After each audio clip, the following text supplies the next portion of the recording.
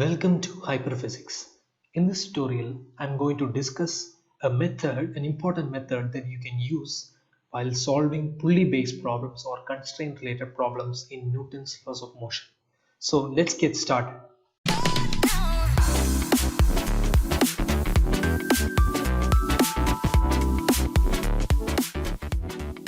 The first question is like this. So you can see the figure. You have two blocks M1 and M2. Given that M1 is very much greater than M2, and we have to find the relation of acceleration between these two blocks. That is, let's say this as this is because M1 is very much greater than M2. This will move like this, right? So with an acceleration A1, and this will move upwards with an acceleration A2, right? So we have to find the relation between A1 and A2.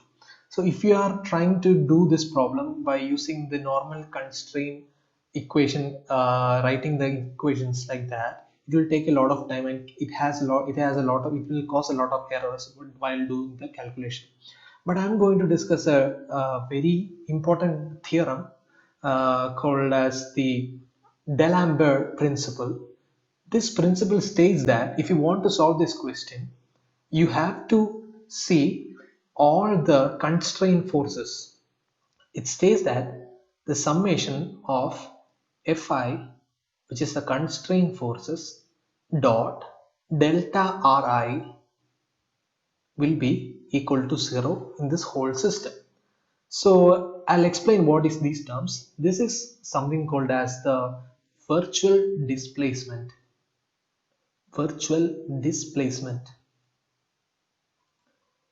I'm not going into details of what this is. It is a different theory. It has a lot of meaning in it. But to solve this question, this is a very easy method. So similarly to this relation, we can also write this relation as Fi of constraint dot delta V, that is the velocity, virtual velocity, equal to 0. And also similarly Fi of constraint force dot delta AI will be also 0. This is the acceleration. So in this term, in these three relations are very important, and if you keep in mind these relations, you can solve this question very easily. So you have to find the relation between A1 and A2, right? So we are using this equation in this question to find the relation between A1 and A2. So let's mark the different kinds of forces here. I mean the constraint forces, to be more precise. We have this force, this is as tension T, this as tension T, right?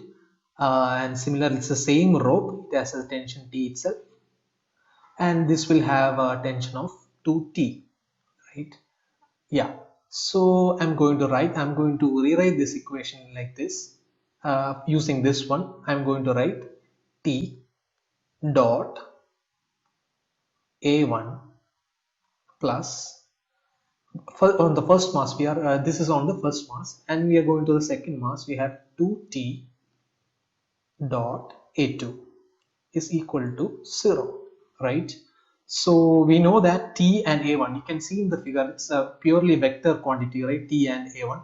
So it's in the opposite direction, that is T A1 cos 180 degree plus 2T A2.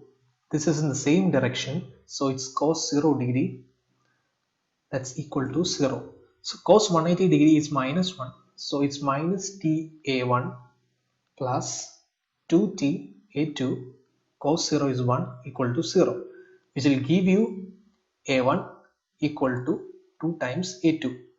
Very easy method, right? You can see we have only done 2 steps just by marking the proper forces and finding the appropriate forces on each of the bodies. You will get this equation. I mean, this is the correct answer. We will get A1 equal to 2A2 very easily by this Delamber method. Now let's look at another case. We have the system here. In the question, it's given that this body, this MA, is moving with a velocity VA upwards, and this MB, which is moving in the downward direction like this. VB. So we need to find the relation between VA and VB. We have to find the relation, right? So we use the Delamber method itself. So for solving this question, I'm going to use the second equation, that is summation of R over I Fi of constraint dot delta Vi will be equal to 0. I'm going to use this equation to solve this problem. So I'm going to mark the appropriate forces here. So we'll start from here. We have a tension T and we have a tension T here. So this will give a tension 2T here. As it is the same string, it will have the same 2T tension here, 2T, and this will also have a tension 2T. So this will be 4T, right? So that's all it's going to do in the free body diagram. That's all. We have marked all the possible constraint forces, and now we are going to implement this formula. Let's say we'll start with the mass A. We have a velocity and tension in the same direction. Anyway, I'll write it like this: 4T dot VA. And for the second case is this one, right? We have T, which is acting on MB, that is T dot VB is equal to 0. That's all, right? There are two bodies, then we have only two parts, right? Okay, so we'll write this as 4T VA, and these two vectors are in the same direction, so it goes 0 degree, plus T VB. This tension is in this way and the velocity vector in the opposite direction, so we have a cos 180 degree will be equal to 0. So this will be 4T VA plus T VB into minus 1, right? So we have, this is VB, sorry, it's VB. So we have VB equal to 4 times VA. That's our answer for this kind of a problem. If you are using the other method, if you are marking the coordinates and finding the whole length of the string, that will take a long time. This is a very easy method if you are trying to solve this problem. Here we have another question.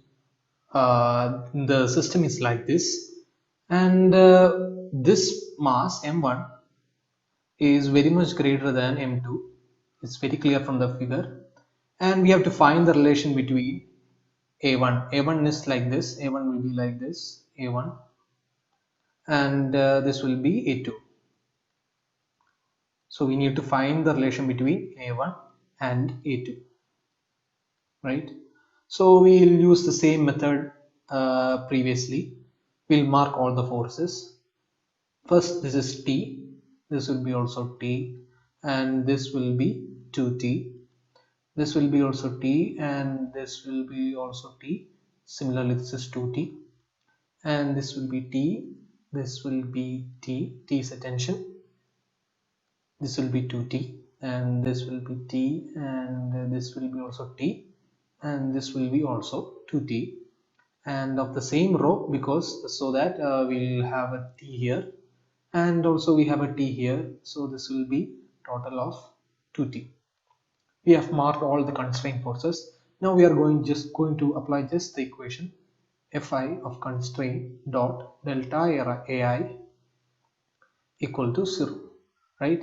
So we can see that there are 4 strings that is attached to the mass M1, right?